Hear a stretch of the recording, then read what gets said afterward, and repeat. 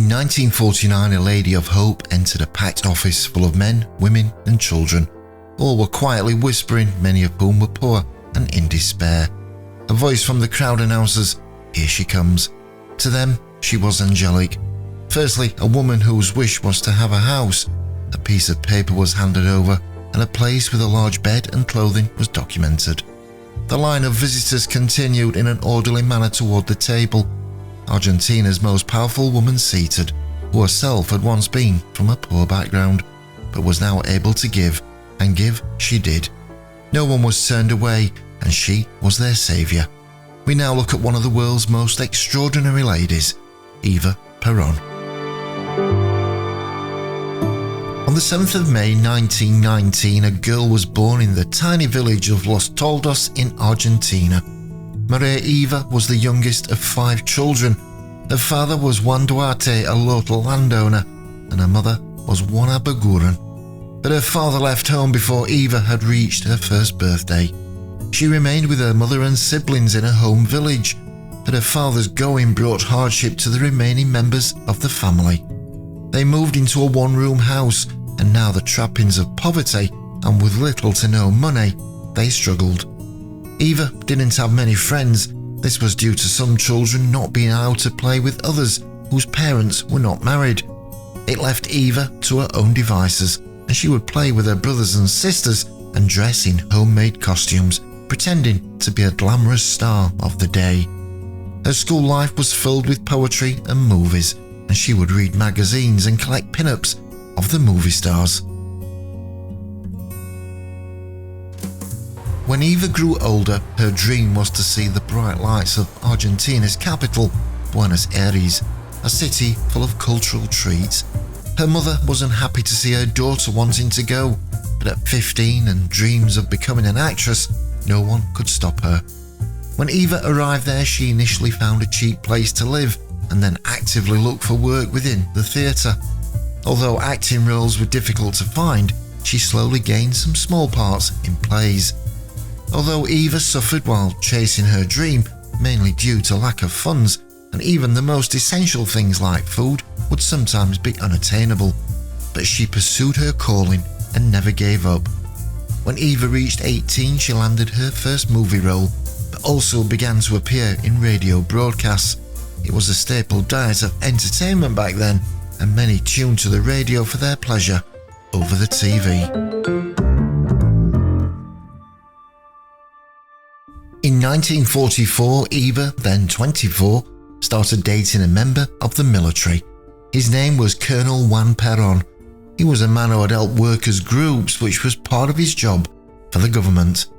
Peron carried out significant changes, all in need to help people less fortunate. Wage rises, sick leave and other rights were down to him. Although the people adored this man, some others at the government level were far from pleased by his actions, and it meant he always had a struggle on his hands in delivering on his promises.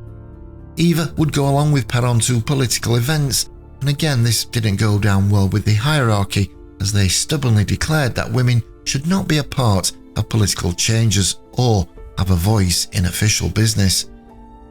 Eventually, Juan Peron was arrested and forced to resign.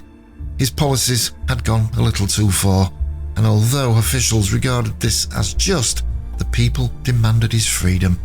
Over 200,000 people marched into Buenos Aires to get the government's ruling overturned. It made a massive dent into the government's jurisdiction. The people had spoken, and just 4 days after his arrest, Juan Peron was set free. The massive amount of support started Juan thinking. He began a campaign to become president of Argentina. On the 22nd of October 1945, Juan and Eva married. As a wife, Eva was expected to remain at home as her husband set off on his campaign, but this didn't happen, and Eva joined her husband throughout and supported him. Eva would greet people and hand out gifts such as campaign buttons, and it wouldn't take long before she became as recognisable as her husband. With his wife's help, Juan Peron would win the 1946 election.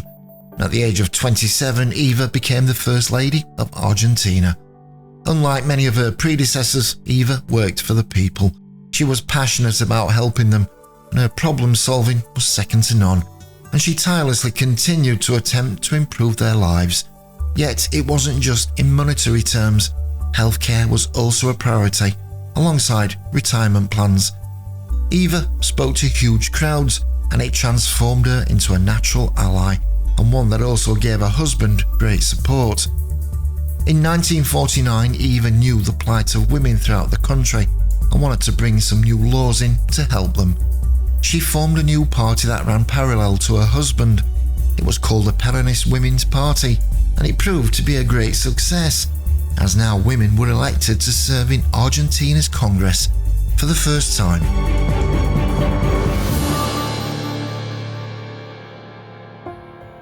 There are many viewpoints on Eva and what she achieved, yet the two main ones were the ones that helped her succeed.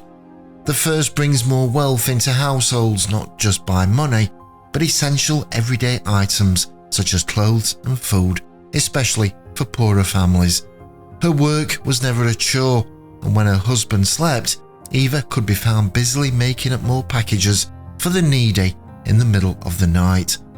Alongside this work, she also began major projects. These were set up to give her enough funding to continue her other ongoing work. In 1948, Eva started a foundation.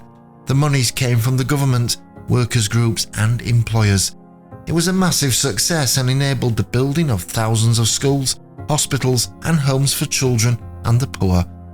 It's said the hospitals had the latest technology, the homes were well furnished, and the most amazing detail of all is that Eva chose everything herself. As with all the good, there was always a controversy attached. The descamisado, which literally means without shirt, loved everything about Eva. They called her Evita. But the country's wealthy people struggled to understand why she did what she did, and would often make fun of her, mainly due to her background, but also given that she spent much on clothes and jewels, which to some made her hypocritical. Eva did accept expensive gifts, but they came from people who wanted to gain her support.